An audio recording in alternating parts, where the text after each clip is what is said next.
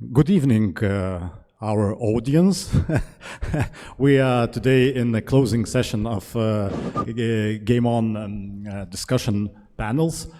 So that nobody thinks that we have already started the panel. So I announce that we not only now are starting the panel, and we now have our guests, and I will present them. So first is Laurynas Vainius. He's a developer of Engines of Fury, such a game. Yeah, that's correct. Yeah. Hey, everyone.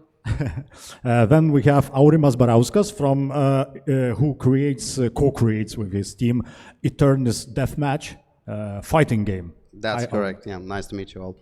And then last but least, but not last, we have Remigijus Zinys, who's creating project Apidom, and maybe you have any other projects? Yeah, Bridge.gg is a social platform for gamers, and it's mostly matchmaking. If you are looking for someone fun to play, not the rager scooters and people who outskill you, so basically you find the right match.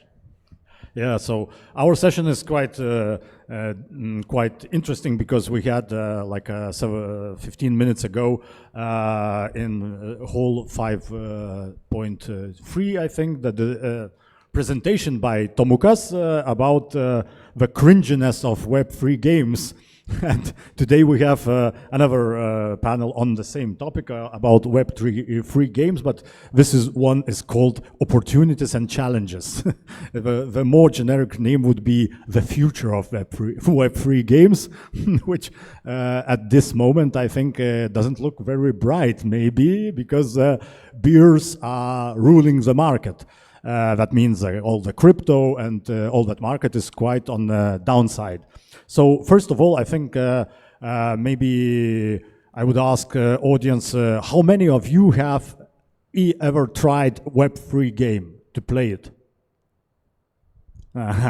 Creators. Yeah, and so yeah, we don't have many people who know what the Web3 game is, maybe. Or maybe they know it only theoretically. So I give you a general question.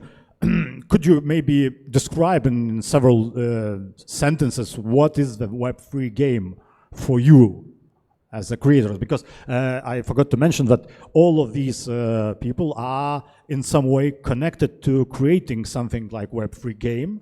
So, and don't expect that they will be evangelists of that thing, which is quite interesting because they are creating Web3 games. And but I have spoken with them before the discussion, and it seems that I'm less skeptical than they are, although they are creating it. So I don't know who would like to start with. Maybe the youngest Aurimas, he's maybe most enthusiastical about this.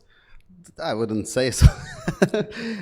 Just generally, you mean like what is Web3 game for me, or what would be a good game, Web3 game for me? Maybe I'll say the latter. So it would be just generally a good game that has a Web3 layer. So something with the transactions where, yeah, there is some monetary value, and where all the, let's say, skins or any items would be NFTs instead, and would be interoperable, so you can sell them on different marketplaces and so on if you want to. So that would be something what generally a Web3 game is. But of course, the first, let's say, the first Web3 games, Axie Infinity and stuff, they were really, really basic. So it wasn't really a game, it was just like a pyramid scheme and stuff. Now it's changing. It seems games are becoming more actual games and just have some sort of monetary value. And obviously all the items are NFTs instead of just in-game items on its own. So yeah, if that answers your question. Yeah, I think you even described it quite well. So I will elaborate on my question then. Maybe Laurynas, could you tell audience the main elements that are in the Web3 game that they differ from normal games?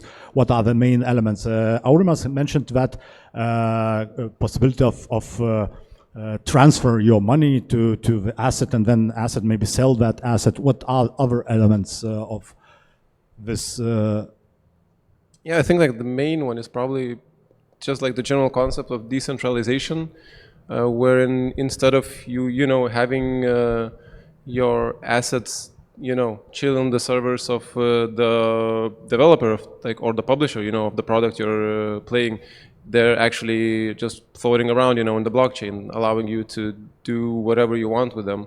That's probably like the main tenet, the main like core idea of the Web3 gaming. Whether or not that's actually really important to gamers is like still, I guess, remains to be seen. But however, like, I don't know, games use that. It's like totally depending on like the genre and the game itself. I think there are like probably some creative, interesting ways to use it, or maybe just like doing the same thing that has already been done, but in like the space of blockchain.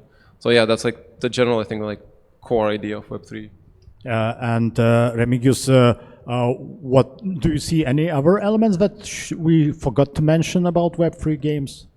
Or maybe you have totally... No, I just agree that it's transactional based. It's like a certificate that you own something and you can trade a third-party marketplace, but nothing else.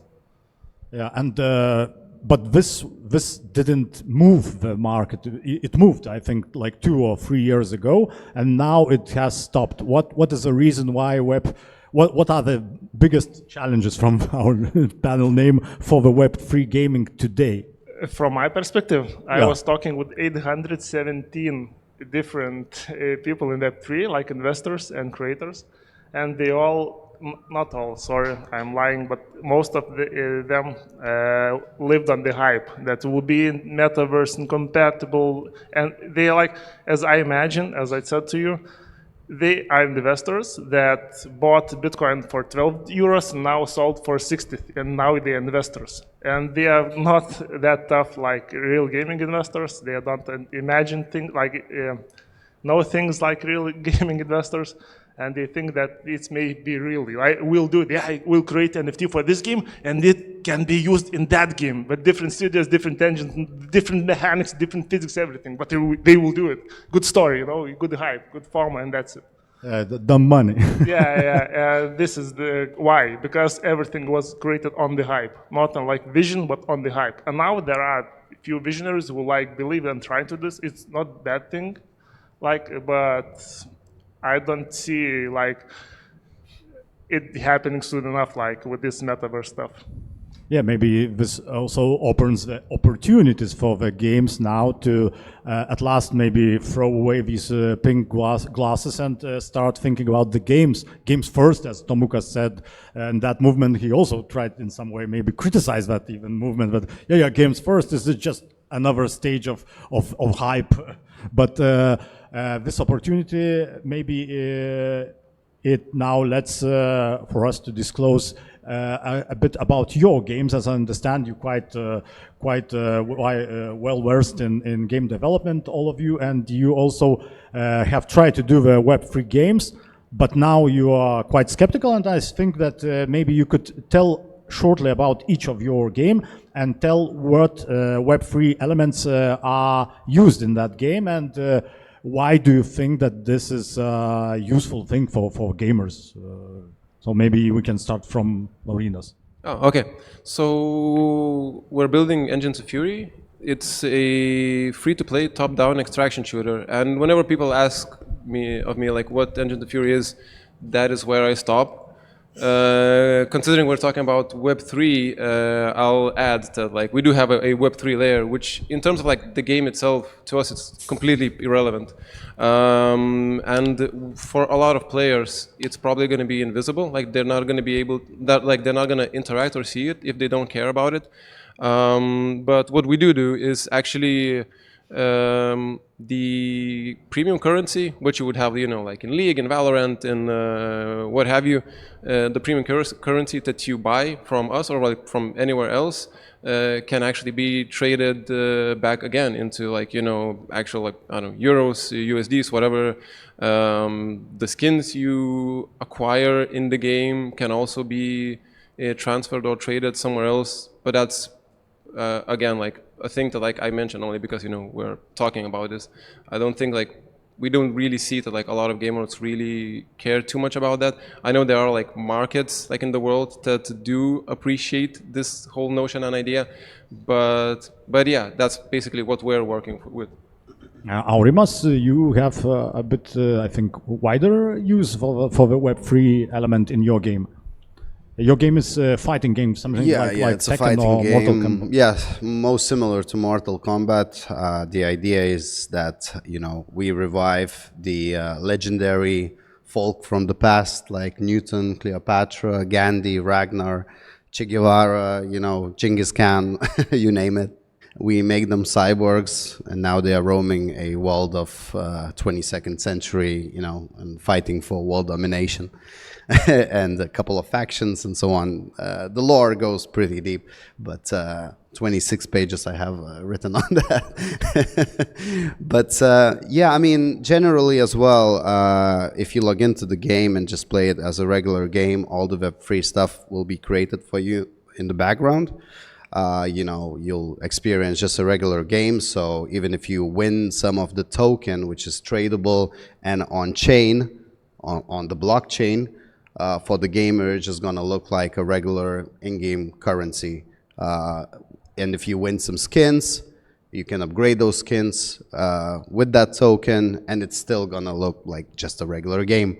And people will discover Web3 elements more in the areas where it's gonna be like paid tournaments, PvP wagering and stuff like that. That's where it's gonna be more Web3 based, and some gradual learning curve will be, introduced, and basically players will be just introduced into Web3 more.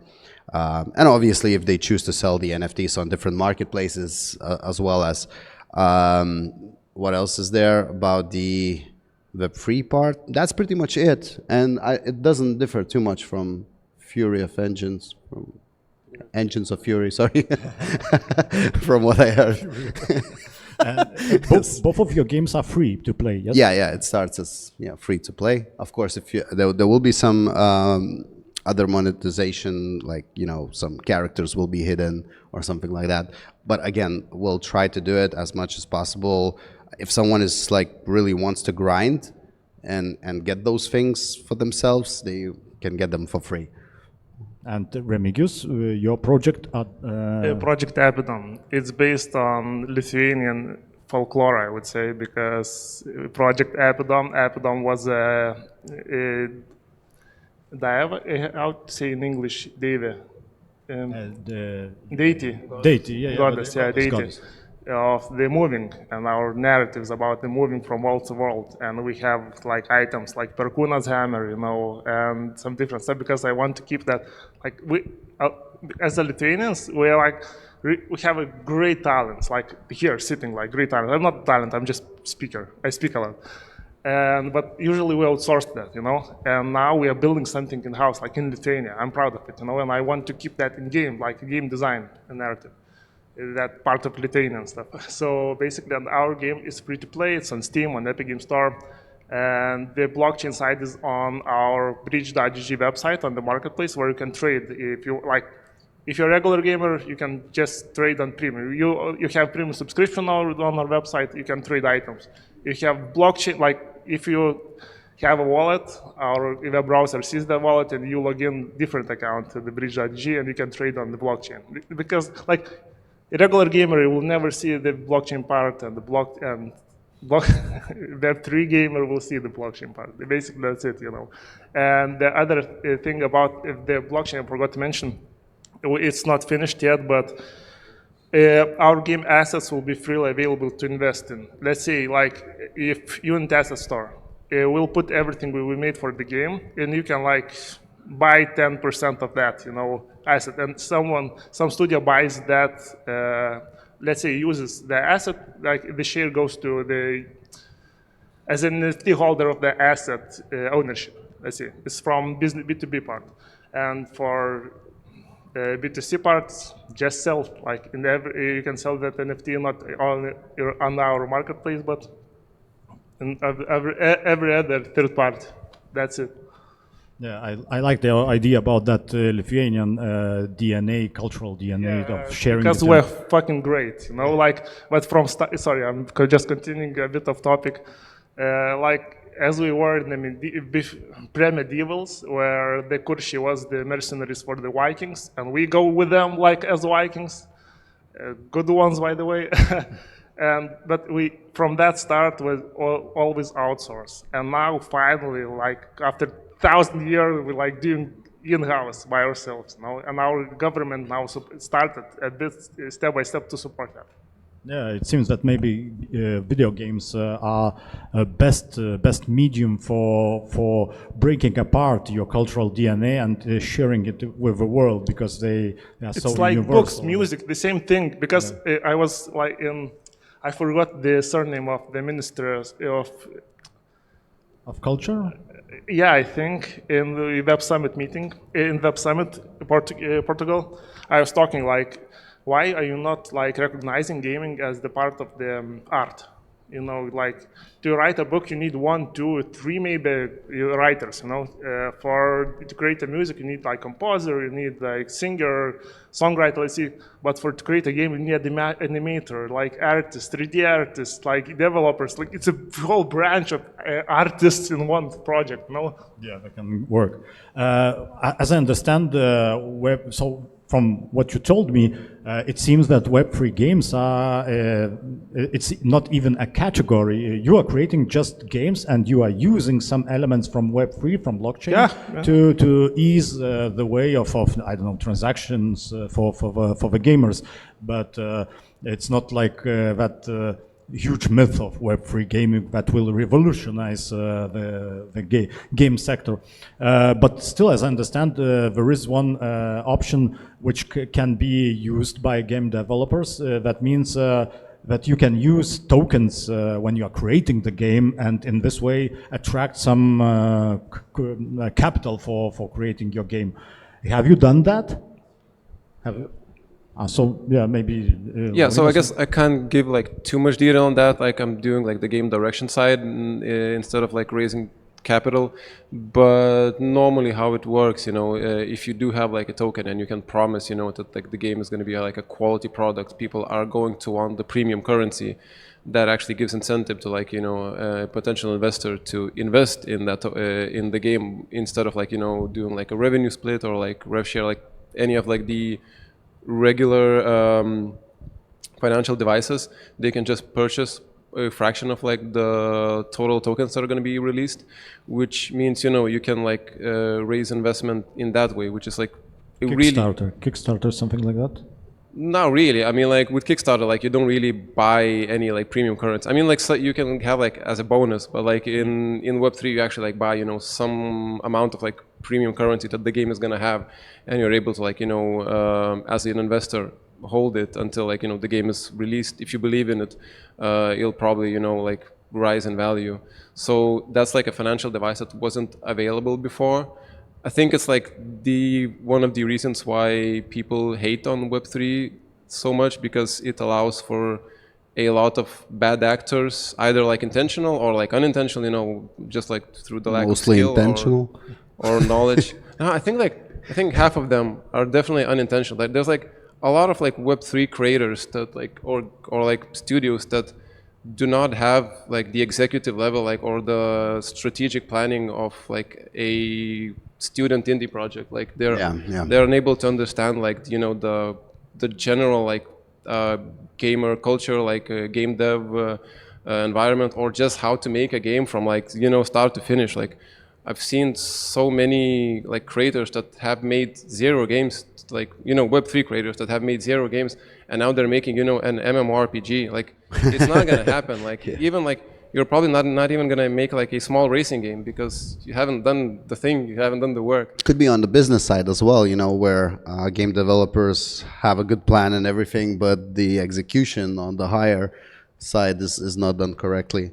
I guess I can just share a little bit of our story here. So we raised on a token pre-seed round on a token in 2022 summer, I think, or spring, maybe spring, like $130,000. and we ourselves were not like really experienced or anything. And at that point, many teams would be like, screw this, let's just take the money and that's it. The bad actors, I mean, or the ones who are like lazy, but we stuck with it and we kept doing it. We did not raise any more rounds because the market was like that bear market which you spoke of, which is I think coming to an end, by the way. It smells like it.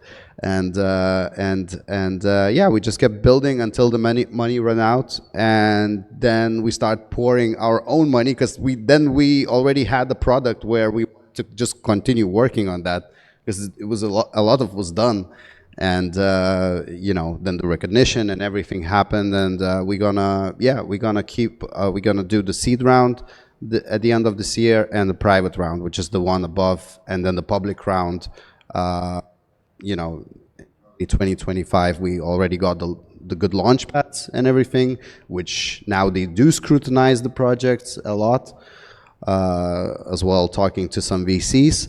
So we'll see what happens on that realm. If not, if really like the bull market will kick in, the VCs will not even be needed at that point, because it will be really easy to raise the money for those projects who were building in the bear market. And that's one thing that I wanted to mention as well, that, you know, you have like a saying that, you know, tough times builds like tough men. And and you know, good times creates like weak men, you know, there is that saying. So as well for the projects as well who were building, really struggling in the bear market and everything, when, you know, the crypto was down, nobody's gonna invest any money to your project, there is no possible way. You're like the fifth down in the line, because if anyone wants to invest, maybe they will invest in new emerging blockchains and stuff, maybe then the infrastructure projects, and games will be left at the end somewhere. So yeah, that where was I going with this? So yeah, we were working. We started in 2021. Now it's already at the end of 2024, and it took a while, but we built a great network. And I think we'll be successful at that, and we'll have enough money to build an actual really, really good first Lithuanian fighting game. Hopefully, you know, I think that will happen. We'll just never quit until we do. Remigijus, have you anything to add to that topic of financing your game? Have you done that, for example, with some people? We've done that, but not for the game side, for the platform side. We just eventually moved a bit too early to the game side, because everything should be like on first platform, but we got a lot of push from our stakeholders. So basically we pushed our game. Oh, I forgot to mention, like the first idea was to create a social platform for gamers, where your social profile is like your player. Let's say, like you have your statistics, strength, dexterity, vitality, mentality, and luck. Mm-hmm. And it's all based on your Steam account, the Epic Games account, from the game genres you play, like how long have you been playing, what achievements you have, you know. So basically gamify your social interaction, right? It should be the perfect gaming platform, because like it's a game. And the same avatar, I wouldn't say avatar, the same profile is transferred as a character in our game. So basically, project type of avatar, like the profile, the character is your bridge social profile.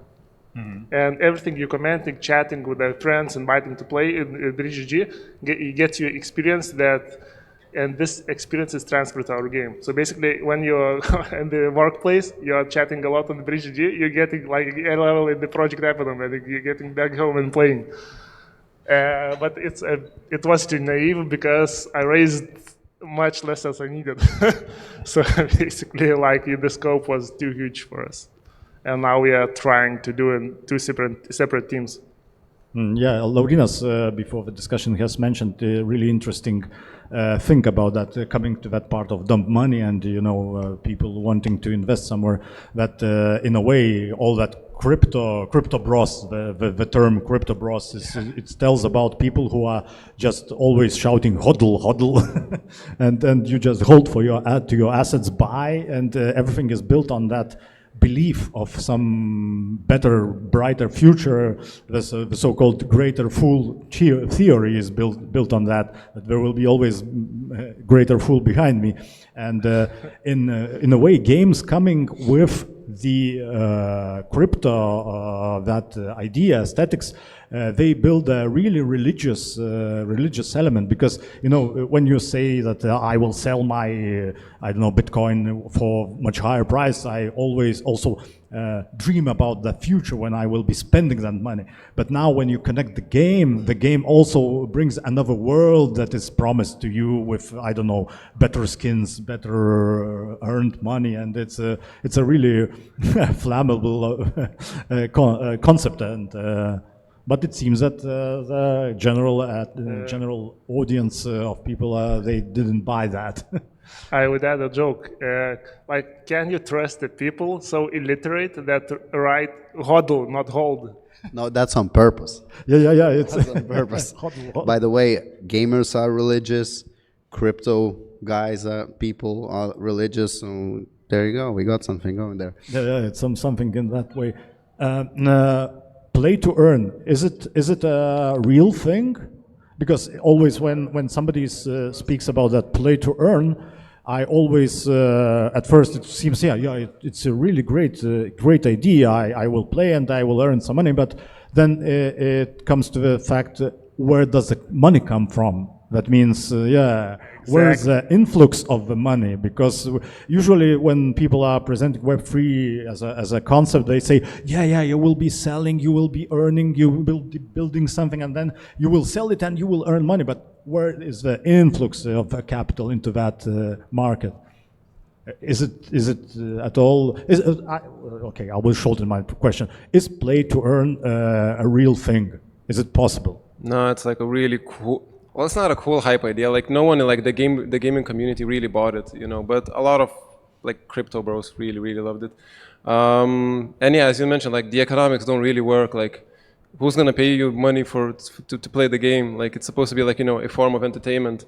So from that regard, like, it doesn't really work unless there's like a lot of hype, and people believe that like if they pour money in a project, like it's gonna grow until it stops doing that. So if there's like a lot of if there's like a lot of like hype, then a lot of people are gonna pour money in that, and then you can give some of that to the gamers. So that can work for like several months, But like what we saw with a lot of like crypto games, that like once like the bear market starts, all the gamers leave because they're not really playing the game. They're trying to make money. It's not that. But also, I'm sorry for like diving deep into like the theory of games. But like 100 years ago, Johann Huizinga, when he started, like researching games, why humans play, why dogs play, why bears play, he came up like with this really cool concept called like, the magic circle, which kind of like confines you. Like when you're playing the game, like you shouldn't be like losing or gaining anything out of it. So when you play chess, you gain street cred, but like you're not losing your house, or you're not like losing anything, like And when dogs play, like they're also like they're not gaining anything, like they understand they're not hunting when they bring a stick. Same thing with like games. We have a word for that, it's called gambling. You can get money, but basically what happens like in your brain, if you can actually make money, it stops becoming a game. Your brain does not process it as a form of play. It starts to become work. So like as a person who's like very deep into like game design and like game creation, like I don't think that will ever work in the way we imagine. Like it can be in like it can function in a way like like CS:GO, like I mean CS2 skins now work. You can do that, but like getting like euros because you're level 75, that's not gonna happen. Aurimas, but I think in the fighting game, if it would be connected to the real really popular esports, for example, I don't know, events, then you can get money from advertisers and then have prizes, and maybe then you can sponsors even online. I'll answer a little bit to your previous, almost like not question, but variation of the question. I actually even haven't looked that much into other play-to-earn models, but I was trying to create our games economy for like 3 years or something. 2.5 maybe. Like Excel sheets, calculating stuff. then some great idea pops up in my head. Then again I jump on Excel and start calculating some models and everything. And I think I came up with something that works, more or less better than anything like, pyramid scheme-ish, kind of like what's been up there on the market. But one thing I realized that if you create an economic model for your game, it can't stay the same. It has to change. And not like some parameters, but like, you do one thing and then you flip the economy, you change it to something else after a while. So for example, if you have a play to earn model, which means that, you earn tokens in the game, then it's an inflation for your token. At least you gotta stagger it so that, people who win the token, they just don't go on the market and sell it right away. So there has to be some vesting, or you have to do some more shit in the game to get it unlocked. And then if there is monetization level, where you earn actual hard currency, let's say USDC, USDT, that stable coin, which is actually has value, save that and flip the model. So you would go from play to earn to something like free tournament based or something once in a while, because first you're gonna attract a lot of people who will play a game just for this token and everything, but then you'll get some hardcore fans, and in the end you can flip the model and you will survive from these hardcore fans, and you will cater more towards them rather than these freebie people and stuff like that. And you got the money for these free tournaments and everything, and that's definitely like less scammy and pyramidish scheme kind of thing. And might be that after that you need to think about something else again. But at least you got like 2 solid steps for like 5 years or something, at least in my estimates, my calculations and stuff like that. I might just improve that again more, but yeah, I don't know. So kind of the play to earn can work, but play to earn is also implies that you're gonna be giving people tokens for free, so it has to be changed at some point. Yeah. And Remigijus, do you have anything to add? Just like in the court of justice. From my perspective, token should be used as a simple game credit. So basically, you can get tokens, you're getting credits, and you can, in some kind of way, on some kind of rate, I would say, sell maybe those credits for tokens. I would say that, but for my personal experience, I would suggest that tokens should be as a premium currency. Like you have fiat premium currency and you have token premium currency to use that. That's it. And you just using that premium currency and burn it on the spend. Like you're spending on the simple, regular.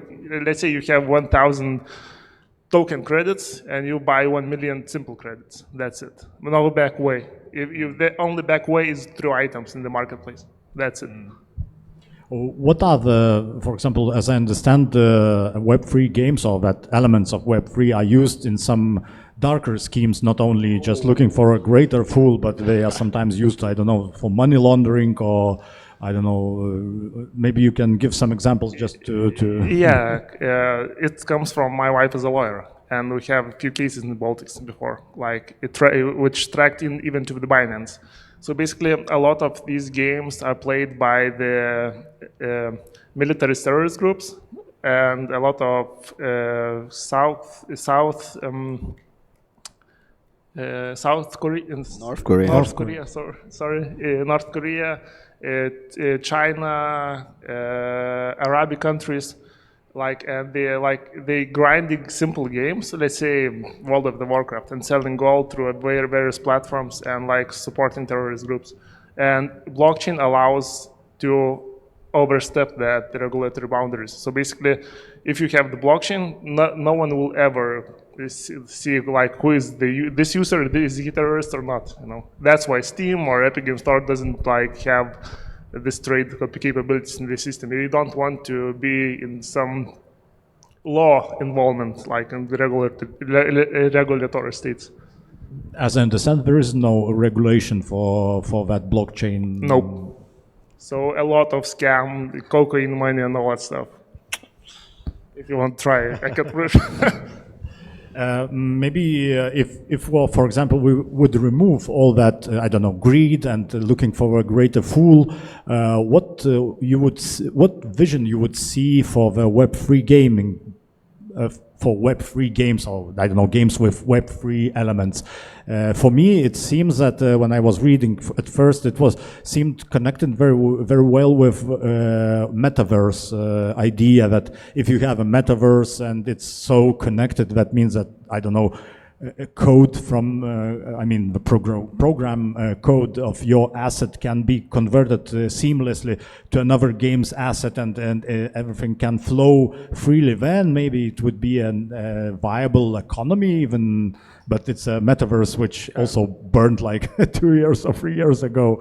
I always give the example of Warhammer series, because they have different genres and styles, but they use characters like skills and all that stuff. It's like basics, but they have franchise. If you can connect a lot of studios on the Web3, which would use like the same assets, the same engines, the same mechanics and physics, let's say, then yeah, it's possible. But like now, all studios create its own metaverse. So basically, there should be like a lot of metaverse like colliding someday, but different, like a lot of stuff, and I don't even want to think about it.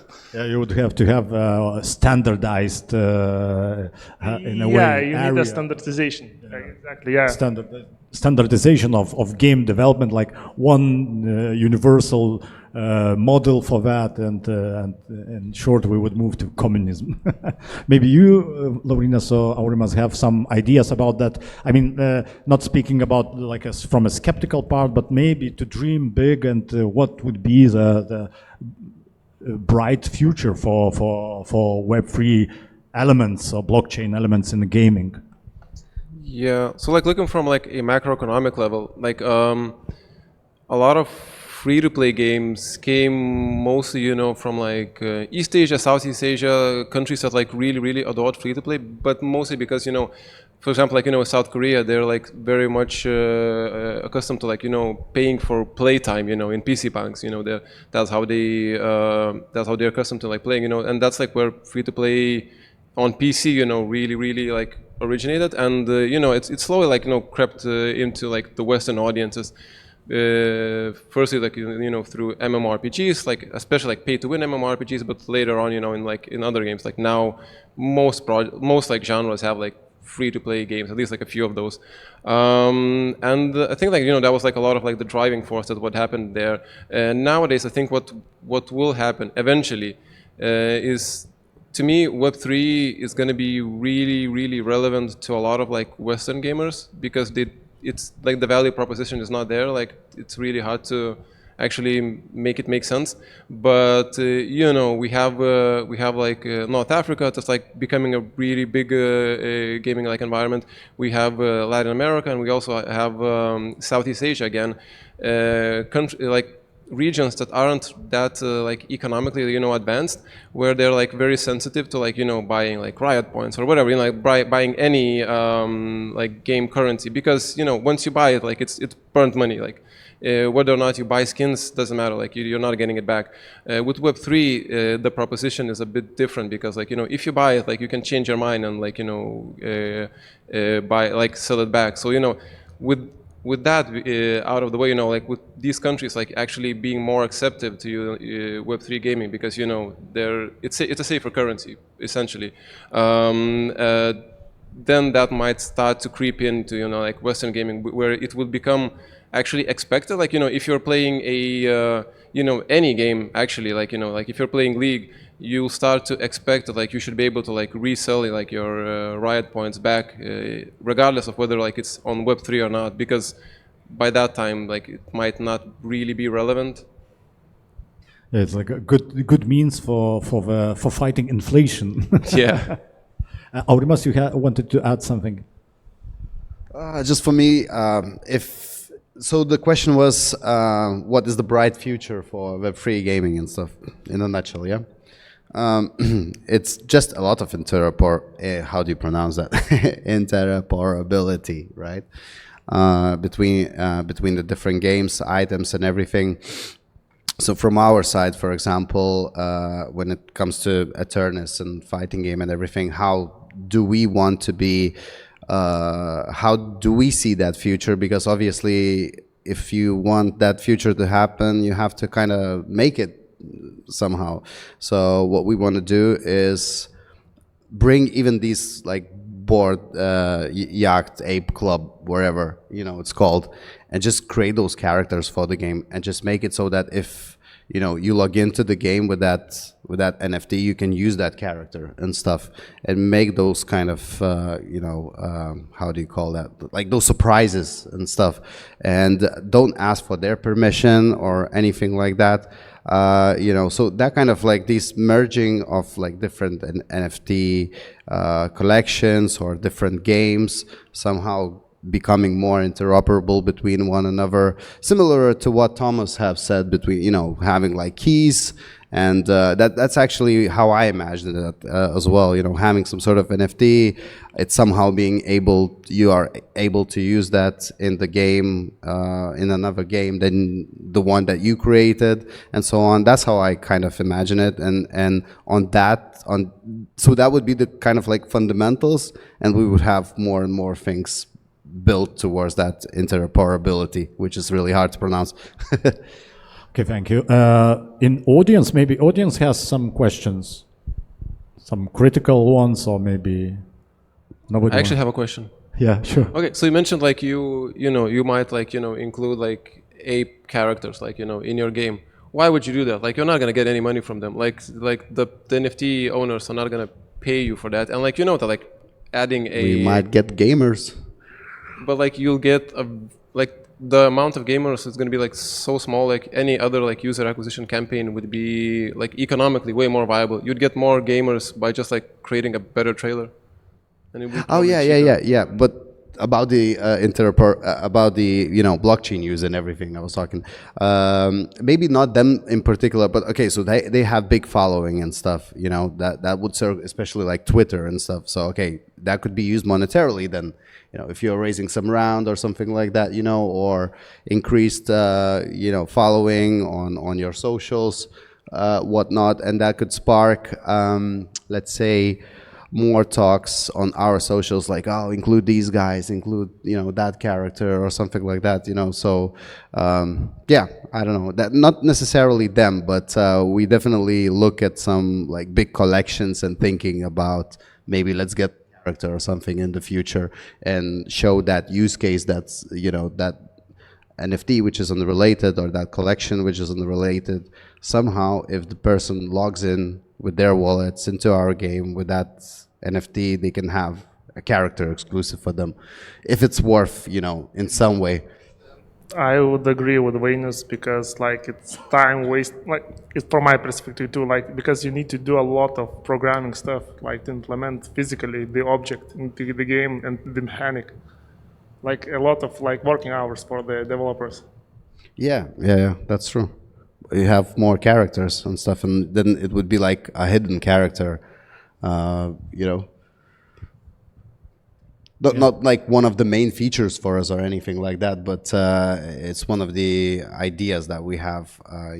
Maybe it could be something we partner up with as well. So I think it seems that we have broken several myths of Web3 gaming, and we put it besides 3D TVs, and then metaverse, and then crypto, and then other things. For example, I think that maybe AI also will, in a year or two, will stand there at that hall of fame of technologies that were put on a hype train too early, and that train just went out through the door. And in a way, I would like to thank the participants of last panel of this really great festival of gamers and game developers and all the people who are connected to the gaming community. And I hope that we will see each other next year. And thank you, Remigijus.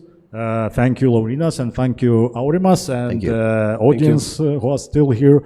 Please try Engines of Fury, Eternis Deathmatch, and Project Apidom. Maybe you will find just an interesting and exciting game for you to play. And Lithuanian speakers try to find a podcast, Dievo Režimas or God Mode on Spotify, and listen to my Andrius Jovaiša and colleagues' stories about game developers. I think is Edgar's asking for? Yeah. I have to get better glasses, I think. Yeah, Edgar's, can you? Oh God. So maybe not a question, but more of the opinion. When you asked about the play-to-earn aspect, is it working? Is it existent when it came up, or let's say like that? So in my opinion, that stuff already existed long time ago in the Web 2, because for example, like RuneScape, you grind, you get stuff, you sell it, you earn. Even if you take any esports, you are like training hard for what? For money. You will play in the tournament to earn some money. So I think like play to earn as a thing existed long time ago. But now what they call play to earn, it's a bit different, and yeah, at least for now it's not working properly. Another thing, what I wanted to mention, what Vainius asked, no, Laurynas, yes, asked about why adding from different NFT collections like characters or giving benefits. I think it's simple because you get more marketing, more exposure, and at the same time you don't need to use like huge collections. You can use some smaller ones with bigger user base, and basically you are giving their NFT holders more utilities for the NFT itself. And it's good for you and good for a whole ecosystem. You don't need to think only about your project, that it will bring some value only for you, but at least in my opinion, what Web3 games doing wrong, they're thinking only about themselves and not about the whole infrastructure, not about the whole space in general. So yeah, just wanted to share my thoughts. Yeah, thank you, Edgar. So yeah, so we can announce the closure of our panel, and we are closing our discussion a bit earlier because we want to give you some time to run to the hall number 1, and there will be a closing ceremony of all the GameOn event. So thank you, and thank you my discussion partners. Thanks a lot, appreciate it. Thanks. I would add maybe one thing, like, as my opinion, we all are gamers, like different opinions, different games we're playing, like different, I don't know, like we maybe all different, but we're all gamers. We don't need to split into races, you know, like we all gamers, not Web 2, Web 3. Like you're playing what you want to play, you know. That's and that thing is that this like hype doing like Web 3 is old, Web 2 is old, Web 3 is okay. No, like it's like just a bit additional bonus to whole gaming. That's it. Like yeah. Adapt what you want to adapt for your project. Yeah. So basically, we're all gamers. We don't need to separate in like buzzwords. Yep. Agreed. Edgar's wasn't on the scene, but he would like to be on the scene. Also, one thing I wanted to add.